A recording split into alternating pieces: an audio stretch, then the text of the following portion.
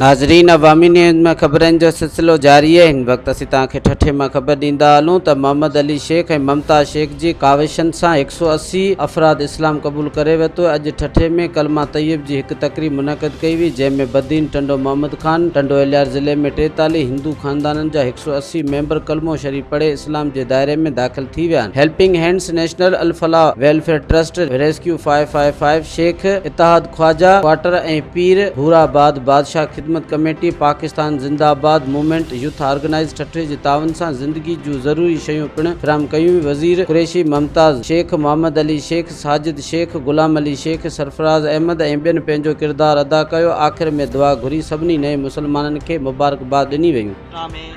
ये अंदरूनी सिंध से ज़िला बदीन टंडो मोहम्मद खान टंडो अलाया से हिंदू भील बिरादरी से ताल्लुक़ रखने वाले 43 ख़ानदान अल्हम्दुलिल्लाह अल्लाह के हुक्म से दीन इस्लाम कबूल कर रहे हैं, जिसकी तकरीर की तैयारी हो रही है।